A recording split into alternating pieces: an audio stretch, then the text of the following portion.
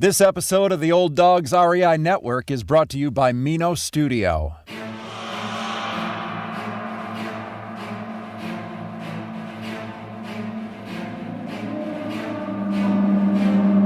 In a world where jobs are how most people make money, one man, one desire, one challenge dares to break the mold. Welcome to the Old Dogs REI Network, where we don't work for money. Money works for us. Coming soon. Viewer discretion advised.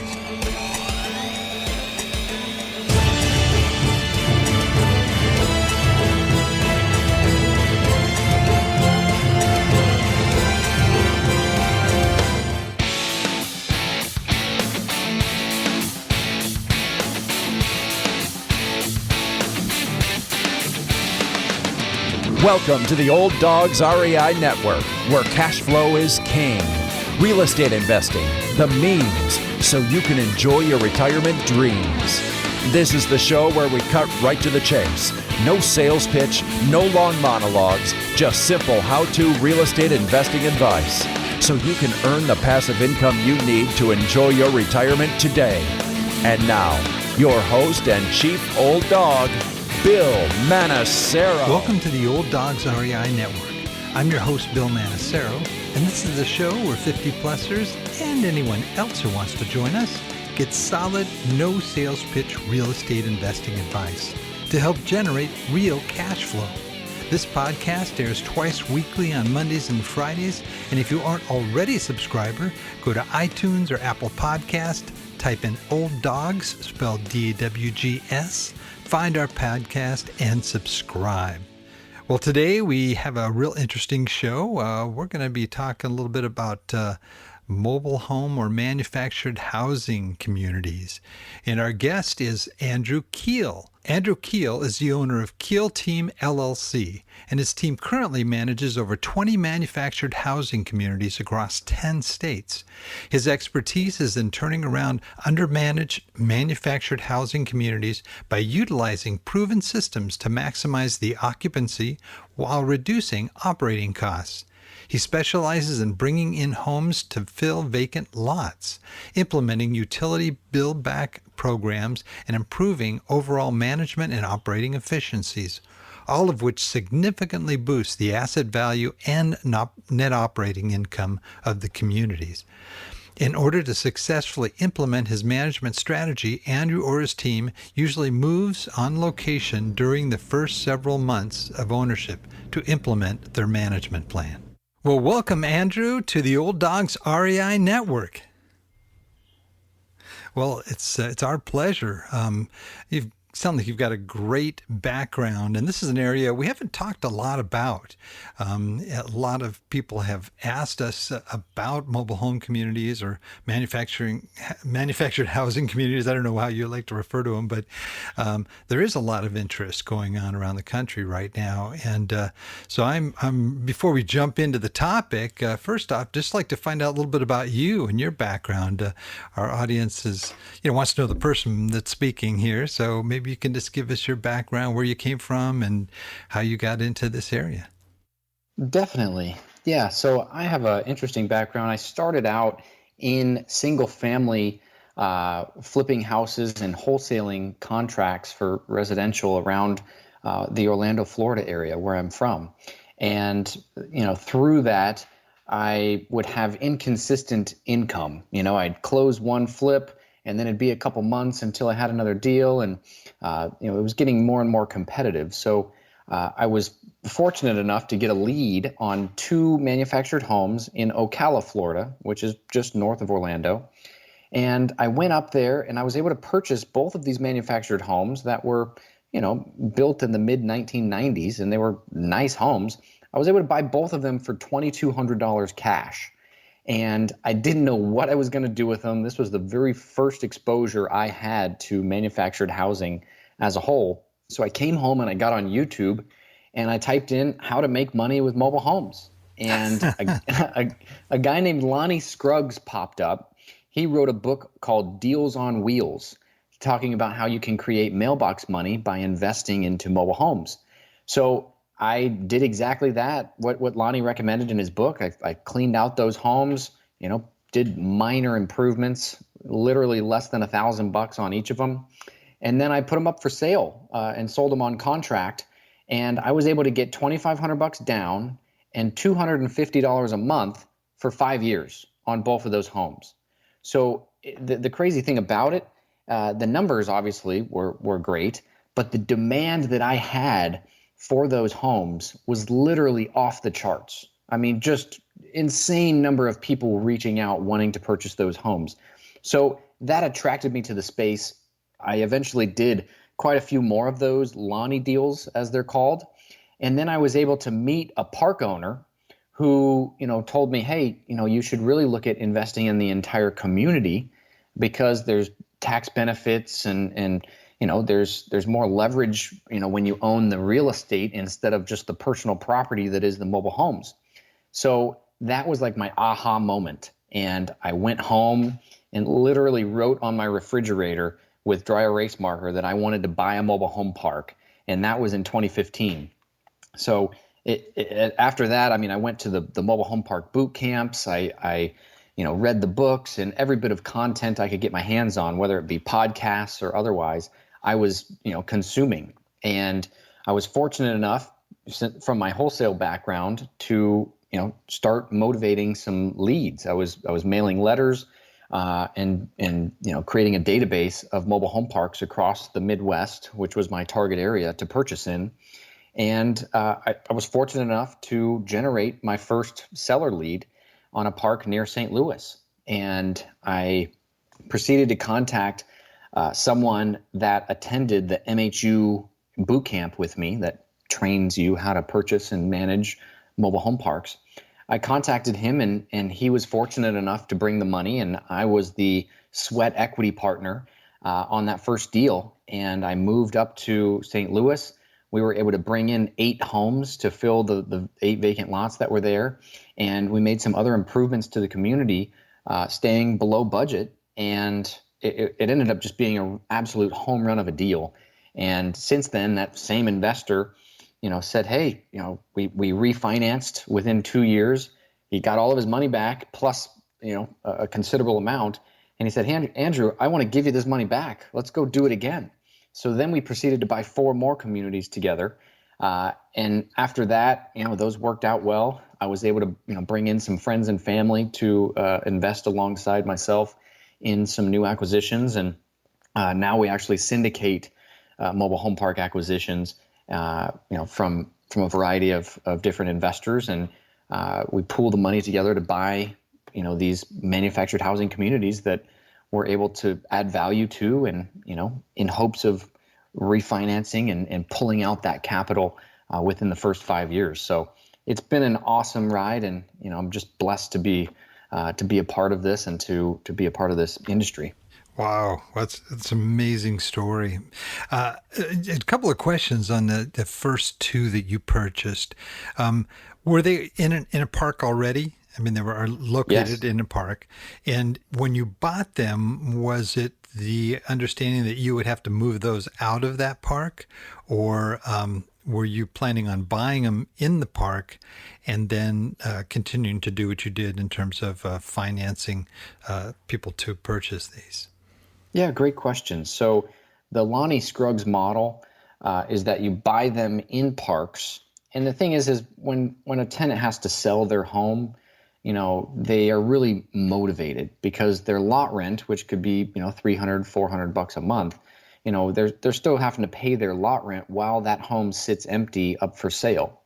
So not only are they really, motivated to sell, but they're also, moved in somewhere new and they're paying rent or a mortgage payment there. So they're kind of feeling it from both sides. But we left the home in the park and we paid lot rent while we fixed it up, which only took about a month. So I think it was $400 a month lot rent on both of those homes that we ended up paying. And then we sold it, in the park as well. So that's what we did with those 2 homes. I see. And the deal again was how much did they put down and then how much a month? Yeah, so they put $2,500 down and then $250 a month for 5 years. Got it. Yeah, that sounds like a sweet deal. And you don't, have to do much unless they default. And if they default, you do it all over again, right? Exactly. And, the tenant is also paying lot rent, so they've been approved by the park, gone through the background check process. It's really a win-win because the park is just wanting lot rent. And, as an investor, you can get a fairly good return on the sale of the home. Interesting. That's really interesting. The Then you went into the first park that you purchased, and one thing that's kind of always when I look at mobile home parks or manufactured housing communities, the thing that always got me is if you bought a place and maybe it's half empty in terms of you just got a bunch of empty lots. How do you feel that, moving these things is no little expense. Isn't it expensive to move Yes. a mobile home into a lot? What is that kind of average? I know it depends how far you're coming and so forth, but what's sort of the range on moving these?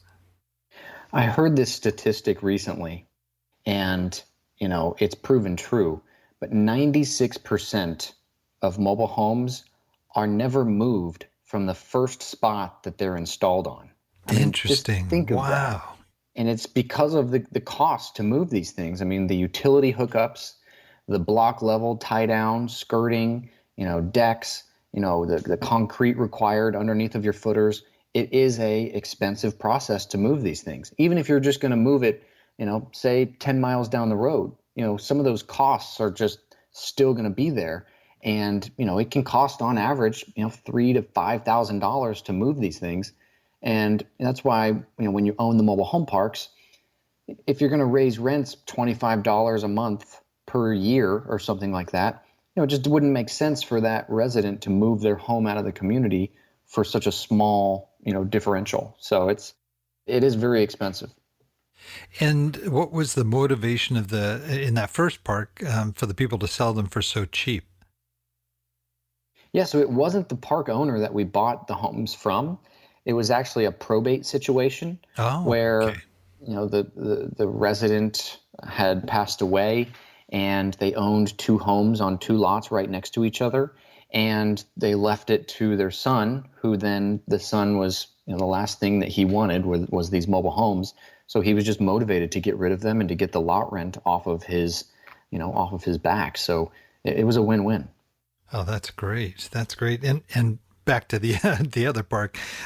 So you brought in eight more more mobile homes. Did you buy them new, or where did you get those eight? And that had to be a huge expense for you, I imagine, as a new park owner, if you're going to have $3,000 to $5,000 to move these things in.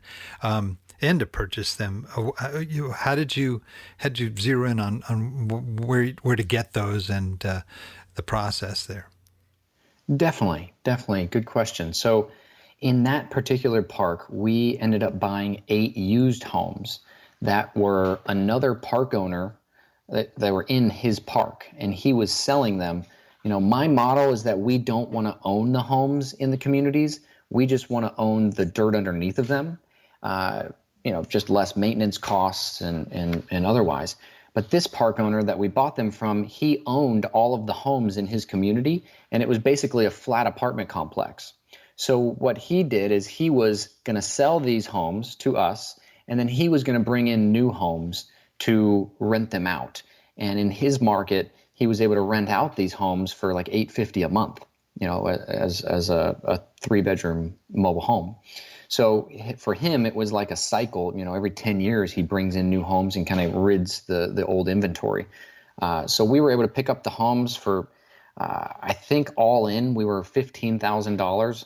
And that was including the purchase of the home and the transport and the installation at the new location. And No what's unique way. about, Gee, yeah, what's unique about that, Bill, is that the value of an occupied lot in a mobile home community is around $30,000 to $35,000.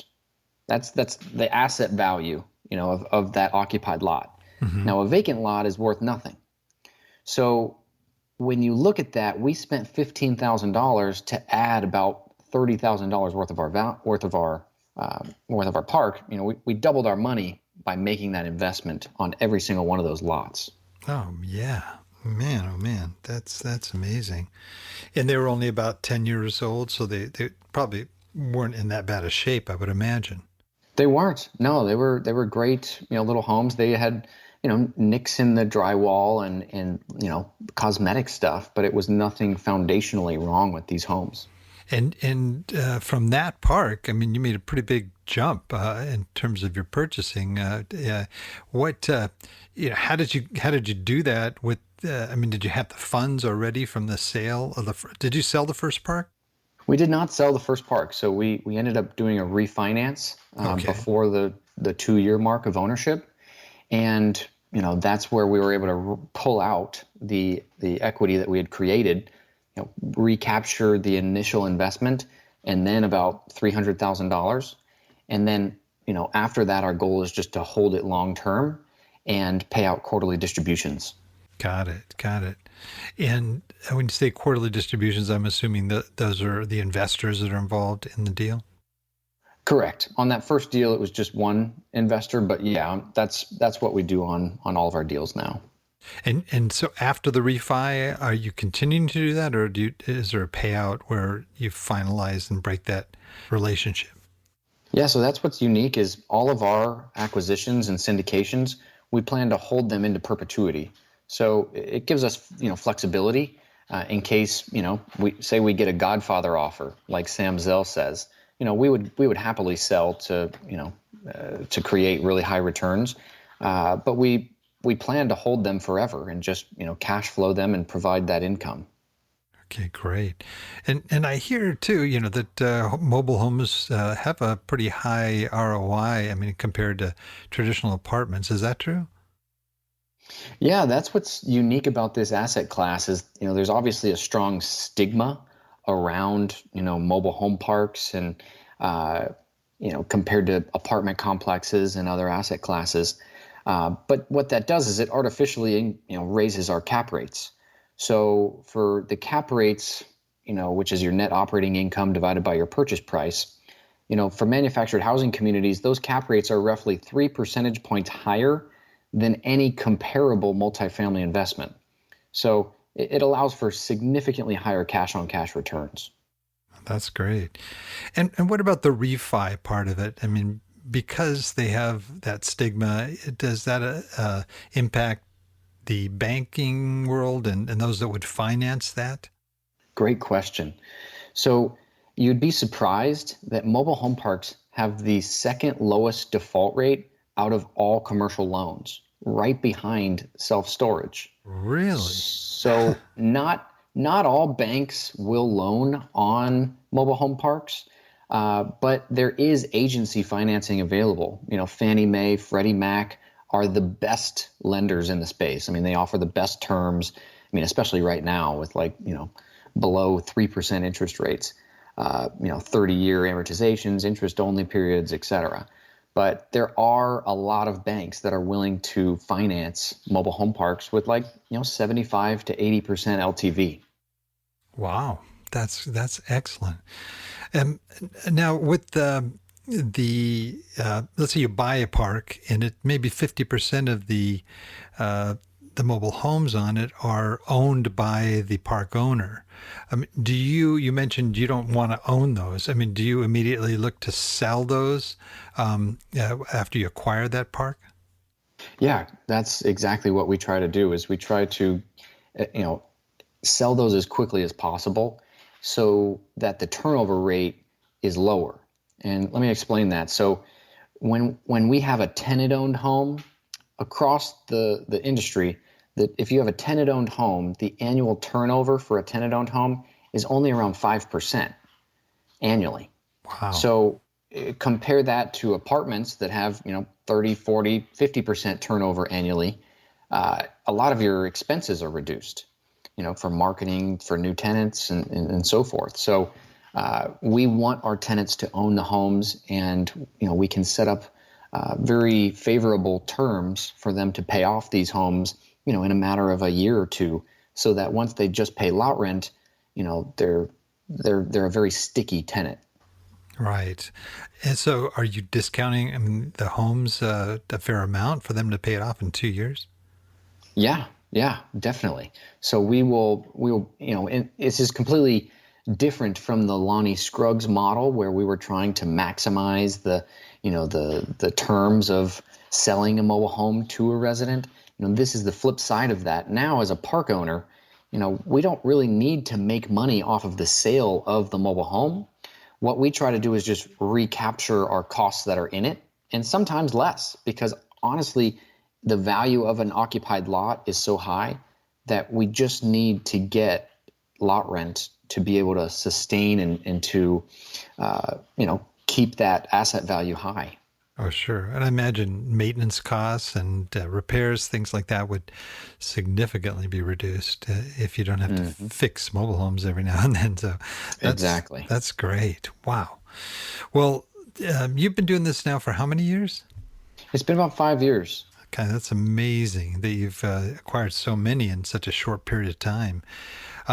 Thank you. In this process, and you came into it really without any experience other than just the training, right, that you got from Lonnie Scruggs, and what did you encounter? So what was sort of the biggest mistake that you might have made early on that you learned very quickly from and sort of retooled your operation?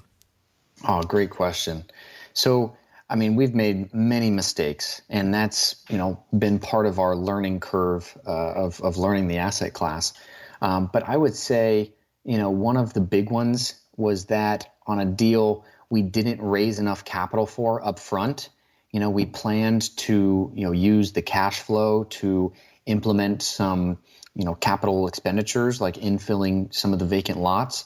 And what we found out is it's a slower process, and it really kind of handcuffed us from what we could do to that asset, to get it to full stability mode as quickly as possible. So, moving forward, we've obviously corrected that so that we come in fully capitalized to be able to, execute the business plan, and it just accelerates the whole time horizon of ultimately the refinance and return of the initial capital.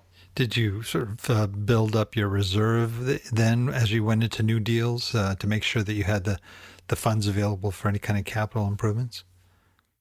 We have, and the way that we've put our pro formas together has really evolved drastically over the last 5 years. And just the other day, I was looking at the very first pro forma I put together on Quail Run, the first park we bought near St. Louis, and how different our pro formas are today and our timelines and so forth. So, it's definitely the experience. Has made our pro formas more accurate, and we've definitely learned from our mistakes.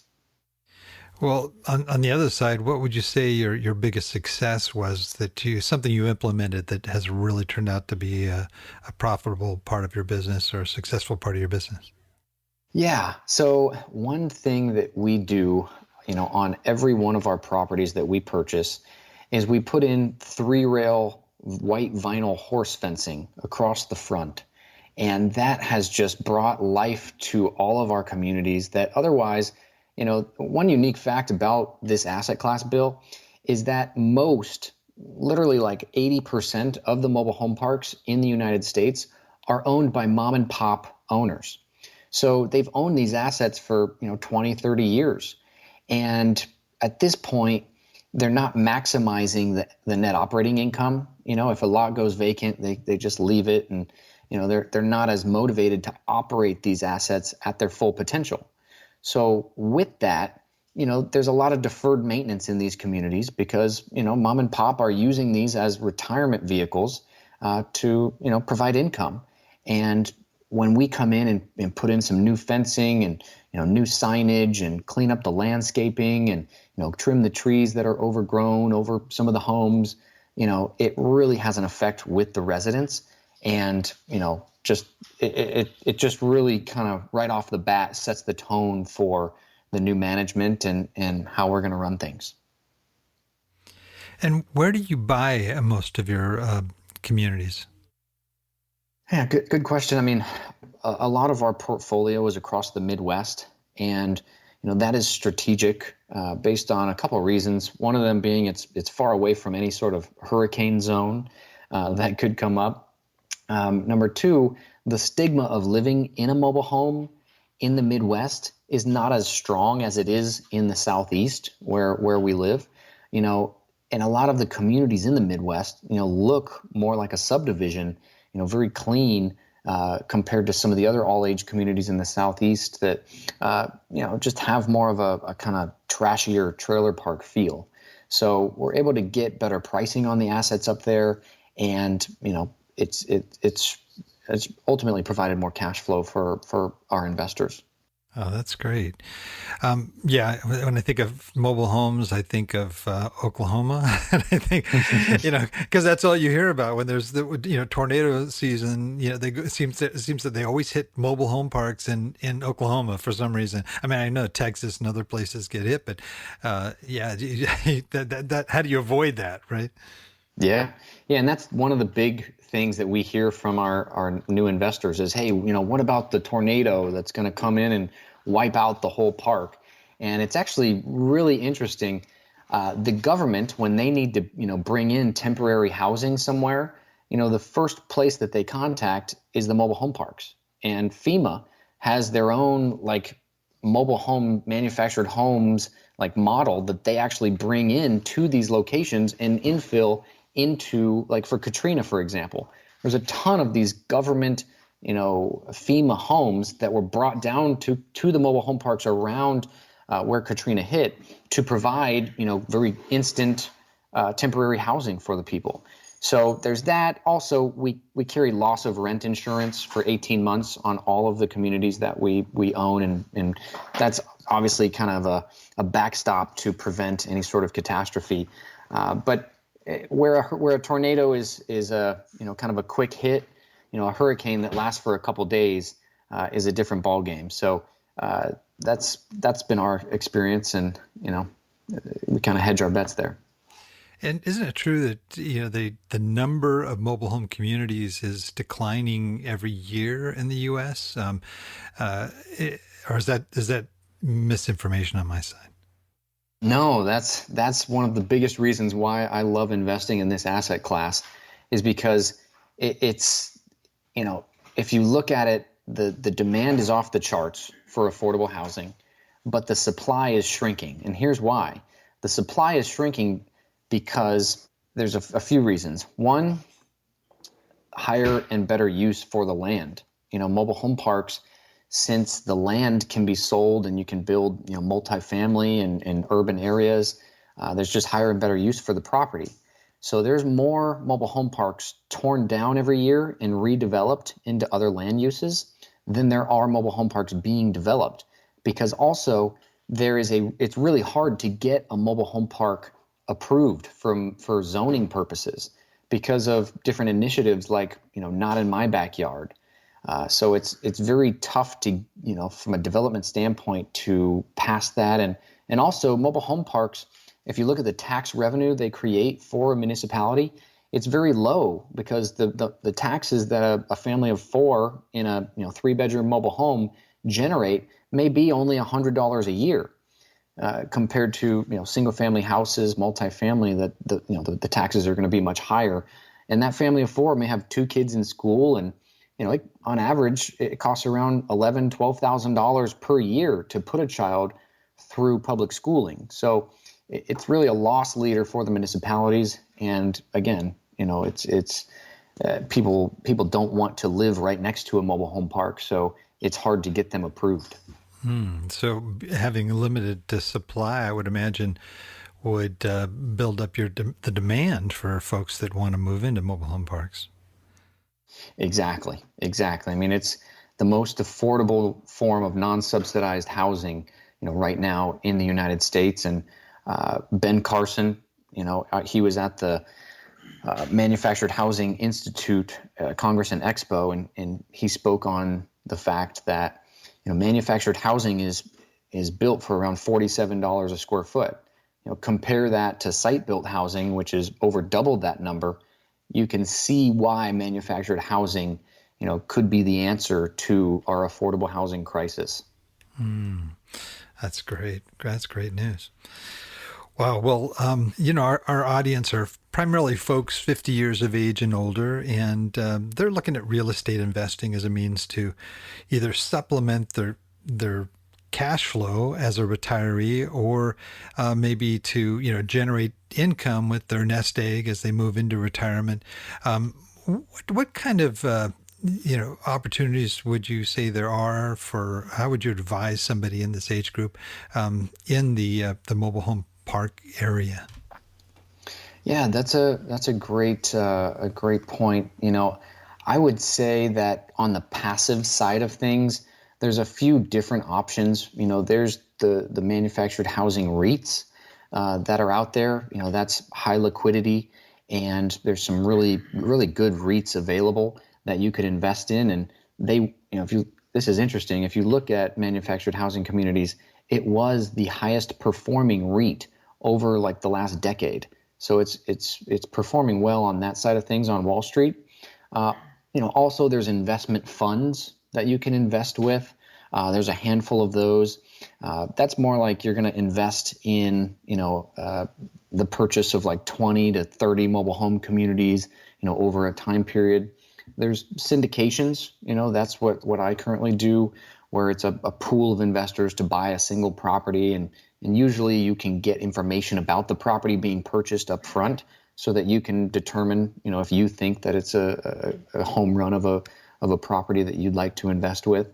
And then there's other options as well, but those are a few of the top ways one could invest in the space. Now, if they were to look at maybe investing in a mobile home itself, or maybe a small mobile home park, is it a high maintenance as opposed to investing in single family homes or maybe small multifamily? If you're going to invest in the mobile homes themselves, one thing I would be careful of is thinking that your repair costs are going to be the same as single family repair costs. I would definitely make sure that, you understand that mobile homes, are different. The drywall is a different size, the doorknobs, everything is different. So you have to order them through a certain manufacturer that creates these. Where in single family, you can go down to Home Depot or Lowe's and get what you're looking for. In mobile homes, it's a little bit different. So, the cost sometimes can be higher because of that, for different repair costs and things. But that is definitely an option, to do like the Lonnie Scruggs model of, buying a home and then selling it like I did when I got started.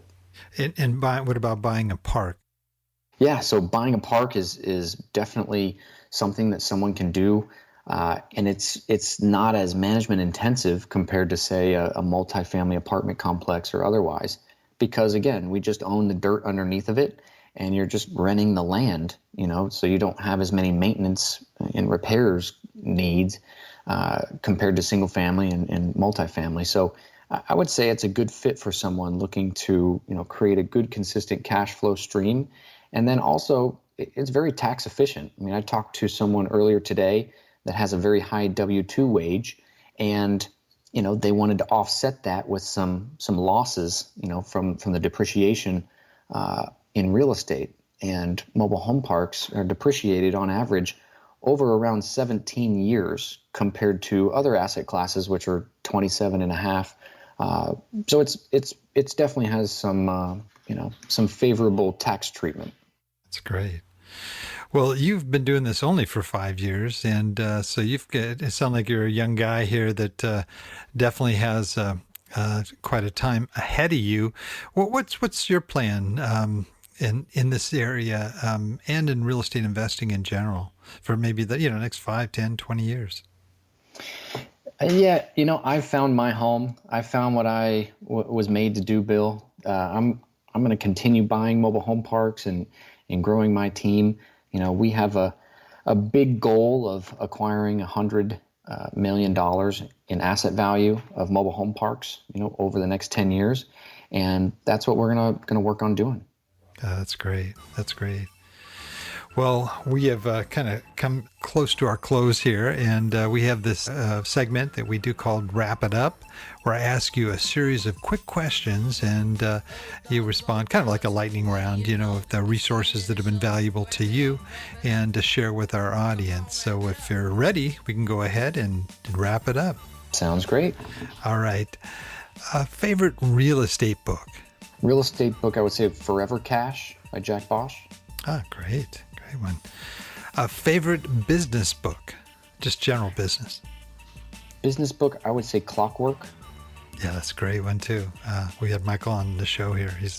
I love that book. Excellent. Yes. Most valuable website for success, of course, other than your own. Yeah, I would say Bigger Pockets or YouTube. Oh, that's great. Favorite app that you use on your phone? I would say Slack. It's like a messaging app. Great for your team, right? So yes. Excellent. And how about a favorite quote? The harder you work, the luckier you get. I like that. That's good. That's good. Okay, and this one, because you probably can relate to a little bit here. If you lost absolutely everything, all your assets, and you had to start over knowing what you already know, but you only have $1,000 in cash, what would you do with that $1,000 to relaunch your real estate investing business? I would spend it on some sort of educational material, maybe a seminar or something, to even further educate myself on my asset class of where my skill set is. And then I would go out and get to work, finding properties and raising funds to purchase mobile home park investments. Oh, that's great. That's great. Well, I had a question too. You do training as well, is that correct? I completed an Ironman, so are you referencing that kind of training? Actually, I was thinking like coaching. I'm sorry.